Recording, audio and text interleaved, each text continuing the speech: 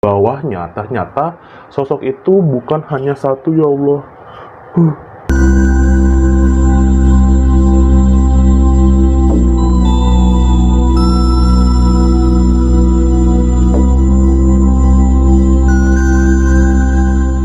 Assalamualaikum warahmatullahi wabarakatuh. Welcome back to my YouTube channel Putra Marlin 04. Terima kasih sahabat online sudah mengklik video ini, dan bagi kalian yang belum subscribe, alangkah baiknya di subscribe dulu untuk mensupport channel Putra Marlin 04.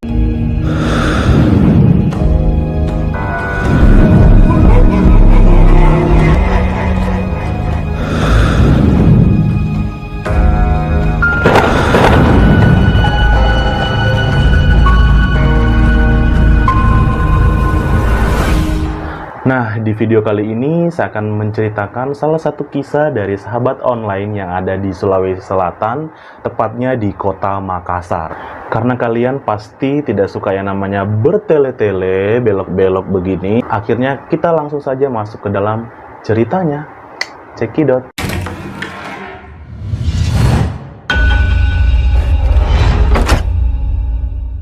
Jadi cerita kali ini itu berasal dari sahabat online kita, sebut saja namanya Mbak Dara. Halo Mbak Dara, sehat-sehat di sana ya?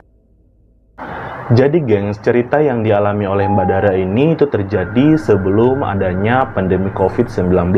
Jadi mungkin sekitar 2 tahunan ya, atau 3 tahunan lah. Jadi Mbak Dara ini adalah pekerja di salah satu kantin yang ada di universitas ternama di kota Makassar. Dan kantin yang Mbak Dara tempati bekerja ini dulunya itu bukan kantin gengs, tetapi itu adalah tempat perkumpulan bagi mahasiswa-mahasiswa yang biasa disebut dengan Badan Eksekutif Mahasiswa atau BEM. Nah, mungkin di antara kalian ada yang bertanya, kalau memang itu adalah dulu tempatnya para BEM, kenapa sekarang dialihkan menjadi kantin kampus gitu. Jadi kata Mbak Dara ini, dulunya itu memang adalah tempat Badan Eksekutif Mahasiswa untuk rapat atau berkumpul untuk merencanakan sesuatu, intinya terserah apalah namanya. Nah, tapi suatu ketika itu ada musibah yang terjadi di bangunan itu, yaitu adalah kebakaran. Nah, untuk kebakaran tersebut, kronologisnya Mbak Dara ini tidak mengetahui persis, karena cerita kebakaran tersebut itu hanya diketahui oleh Mbak Dara dari mahasiswa-mahasiswa yang ada di kampus itu, gengs. Nah, ketika Mbak Dara ini bekerja, dia itu menjalankan sehari-harinya dengan normal-normal saja, tidak ada kendala ataupun hal-hal mistis yang terjadi.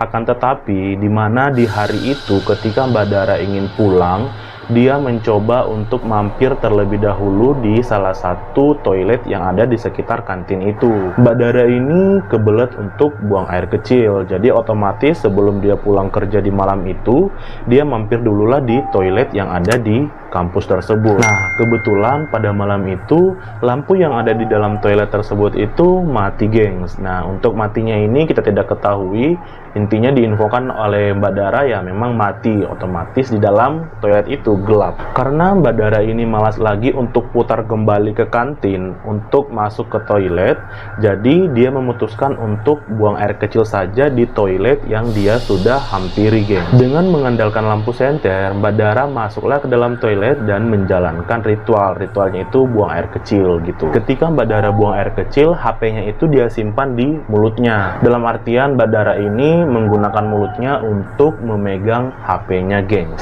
Dan beberapa detik berlalu, itu berjalan lancar-lancar saja, tidak ada kendala-kendala ataupun hal mistis yang terjadi di dalam toilet tersebut. Akan tetapi ketika Mbak Dara ini ingin berdiri, kan kalau perempuan buang air kecil itu kan posisinya jongkok tuh, tidak bisa berdiri. Nah, jadi ketika Mbak Dara ini jongkok tadi, lalu berdiri lagi, dan ketika Mbak Dara mengangkat kepalanya seperti ini, tiba-tiba dia spontan terkaget karena ada sosok wanita yang menatapnya sangat dekat sekali dari wajah Mbak Dara ini. Nah, kalau saya contohkan, mungkin Mbak Dara tunduk seperti ini, tiba-tiba berdiri, langsung muka itu ada di sini, gengs. Jadi otomatis ya wajar-wajar saja sih kalau Mbak Dara spontan terkaget, berteriak pun sekuat-kuatnya ya itu wajar-wajar saja.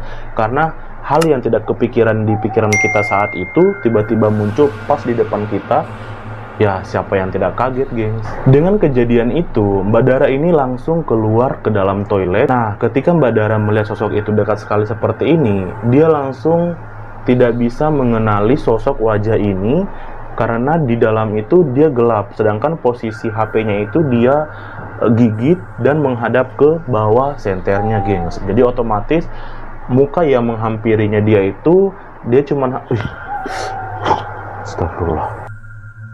Jadi, Mbak Dara ini tidak bisa mengenali sosok wajah yang dia lihat. Seperti apa sosok wajah itu. Karena menurut Mbak Dara, dia hanya melihat wajah itu adalah wajah perempuan dan berwarna hitam.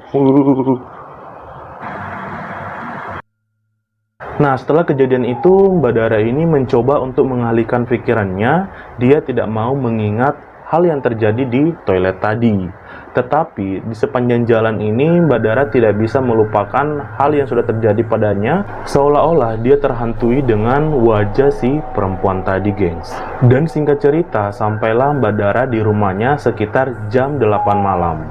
Yang seharusnya mungkin dia bisa sampai itu jam 7, dikarenakan pada saat Mbak Dara ini ingin pulang, tiba-tiba datanglah hujan yang sangat deras. Otomatis Mbak Dara ini memilih untuk berteduh dulu, gitu. Sesampainya di rumah, Mbak Dara ini langsung mandi dan beristirahat. Jadi, Mbak Dara ini di rumahnya itu ada beberapa orang keluarganya, yaitu kakak pertamanya, iparnya.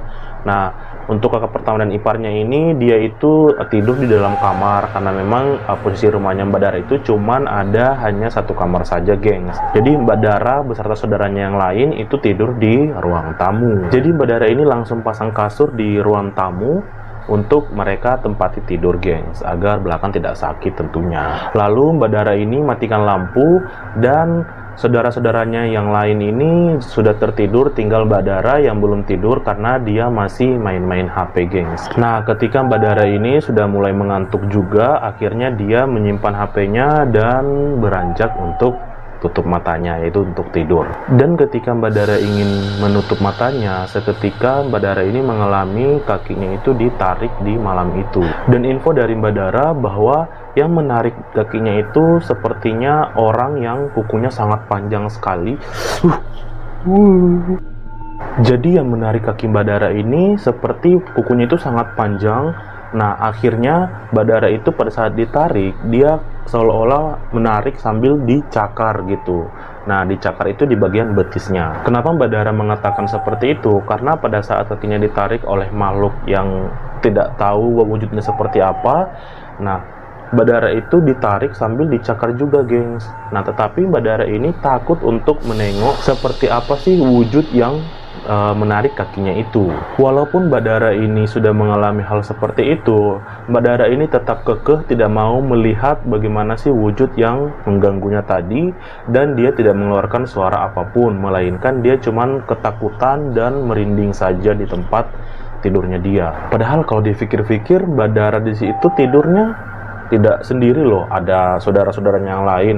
Kalau mungkin saya berada di posisi Mbak Dara, spontan tangan saya ini langsung tarik saudara saya supaya dia terbangun, daripada saya membiarkan kaki saya ditarik, dicakar-cakar seperti itu, nanti tiba-tiba bangun, hilang kaki saya. Dengan kejadian itu, Mbak Dara ini hanya bisa pasrah saja, ketakutan saja, dan hanya bisa membaca ayat-ayat suci Al-Quran, karena memang kebetulan Mbak Dara ini adalah agamanya Islam, jadi otomatis dia membaca seperti ayat kursi, Al-Fatihah, dan surat-surat pendek lainnya. Ketika Mbak Dara ini sudah membaca ayat-ayat tersebut, sosok yang mengganggunya itu belum saja melepaskan kaki Mbak Dara. Jadi posisinya Mbak Dara ini sambil membaca ayat-ayat tadi, dia itu masih ditarik-tarik saja, sambil ditarik dicakar, seperti itu, gengs. Nah, karena ini sudah berlangsung beberapa menit, makhluk tersebut tidak hilang-hilang, akhirnya Mbak Dara ini memutuskan untuk melihat seperti apa sih sosok yang mengganggunya tadi gitu. Ketika Mbak Dara memberanikan diri membuka matanya untuk melihat sosok tersebut, betapa terkejutnya Mbak Dara karena hal yang dia lihat ini adalah laki-laki yang bertubuh tinggi dan besar, gengs. Jadi tingginya itu tidak seperti raksasa, mungkin sekitar 100 atau 200 cm saja.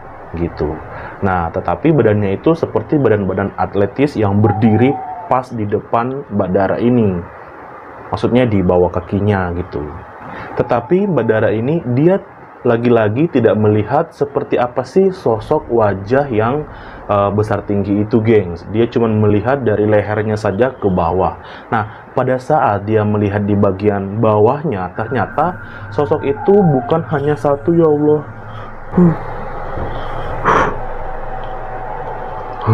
Merinding sekali. Jadi, sosok yang Mbak Dara lihat ini bukan cuma hanya satu, gengs, tetapi ada dua. Yang tadinya satu ini yang laki-laki tinggi, dan yang paling bawah ini itu adalah anak kecil berjenis kelamin laki-laki. Nah, tetapi sosok yang kecil ini itu Astagfirullah. Tenang dulu, break. Tetapi sosok yang anak kecil ini itu melihat Mbak Dara dengan wajah ekspresi yang marah, gengs. Marah dengan melambaikan tangannya yang kukunya memang panjang. Nah, jadi kesimpulannya di sini berarti yang tadi menarik dan mencakar kaki oleh Mbak Dara itu adalah si hantu bocil ini, gengs. Ketika Mbak Dara melihat sosok bocil tersebut, Mbak Dara ini tidak bisa teriak, tidak bisa berkata, dia hanya bisa ketakutan saja, gengs. Karena sosok si bocil ini, hantu bocil ya, saya sebutnya hantu bocil supaya saya tidak terlalu takut sekali. Nah, jadi sosok hantu bocil ini itu menatapnya dengan wajah sangat ekspresi ganas, seolah-olah ingin melompati si Mbak Dara. Jadi seolah-olah ingin mencangkram langsung si Mbak Dara ini gitu. Nah, tetapi ternyata sosok yang laki-laki tinggi ini adalah pelindung dari Mbak Dara. Tetapi saya juga tidak tahu ya, apakah memang niatnya untuk melindungi Mbak Dara atau kenapa. Kenapa Mbak Dara nyatakan seperti itu? Karena memang pada saat si hantu bocil ini ingin melompati Mbak Dara, hanya laki-laki itu yang menahannya agar si bocil ini tidak lompat atau tidak mencengkram wajah si Mbak Dara gitu, gengs. Jangan-jangan sosok lelaki itu adalah hantu yang menyukai Mbak Dara kali ya. Hati-hati Mbak, selalu baca doa ya di sana. Karena ketakutan Mbak Dara ini sudah tidak terbendung lagi, saking ketakutannya, akhirnya dia langsung spontan berdiri lalu lari ke dalam kamar kakaknya tadi. Nah, karena dia sudah ketakutan sekali, pintu yang tadinya tertutup dia langsung kayak dobrak saja, seperti dia tabrak gitu. Nah, akhirnya terbukalah pintu tersebut. Mbak Dara, memang ya, saya akui juga sih, kalau memang orang itu ketakutan, itu sudah tidak ada di pikiran kita harus melakukan buat apa gitu. Intinya di pikiran kita itu hanya takut, takut, dan takut. Tetapi jangan begitu, karena nanti semakin kita dilawan.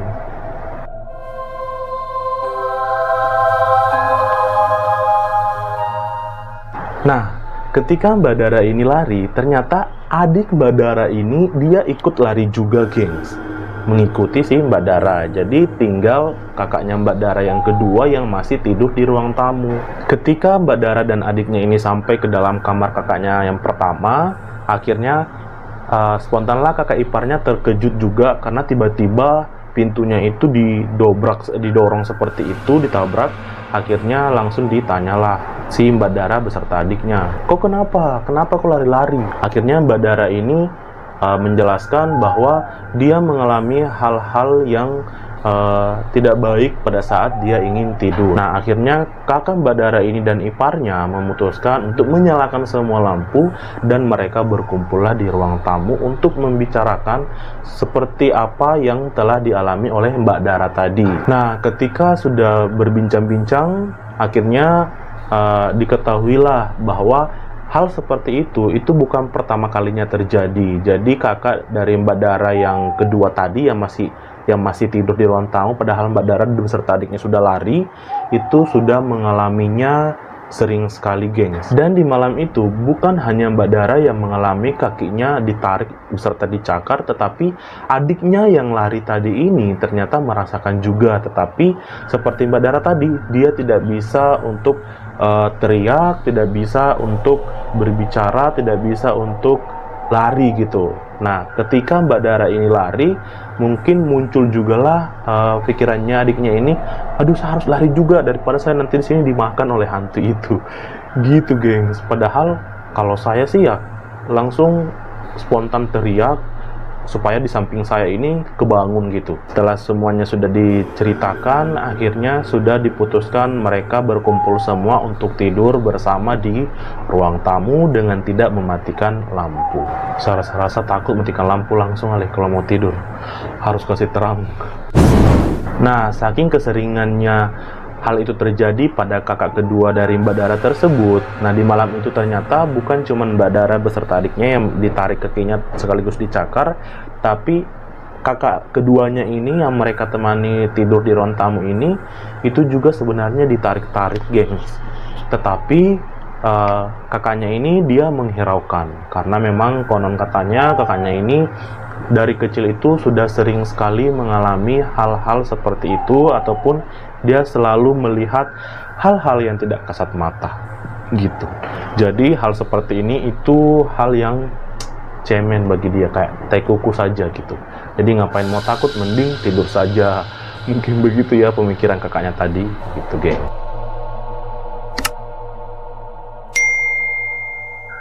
Nah, itulah tadi pengalaman kisah nyata yang dialami oleh Mbak Dara beserta adiknya, di mana Mbak Dara ini mengalami dua peristiwa yang terjadi di malam yang sama. Yang pertama di toilet tadi, tapi kalau di toilet ini tidak terlalu menyeramkan sih, dia cuman seolah-olah menunjukkan wajahnya saja. Tetapi yang buat saya tidak berhenti merinding itu pada saat menceritakan sosok si bocil ini yang menarik dan mencakar kaki si Mbak Dara tadi. Itu membuat saya merinding.